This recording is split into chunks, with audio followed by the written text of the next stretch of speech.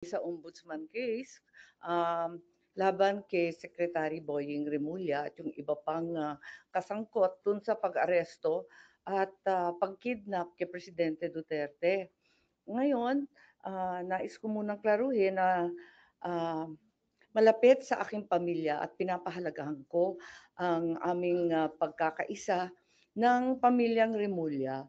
Kaya lang hindi totoo na wala na siyang kaso at may clearance na siya para sa pagiging ombudsman.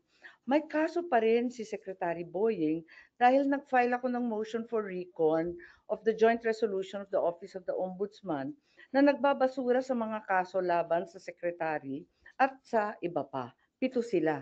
Ayon sa rules ng mismong ombudsman, maaring magsampa ng motion para sa rekonsiderasyon sa loob ng 5 araw mula nang matanggap ang abiso ng desisyon. Klaro naman at ipapakita ko sa inyo na walang 5 araw na binigay sa akin. Inihain ko ang aking motion sa mismong araw na inilabas ang desisyon, umaga, hapon.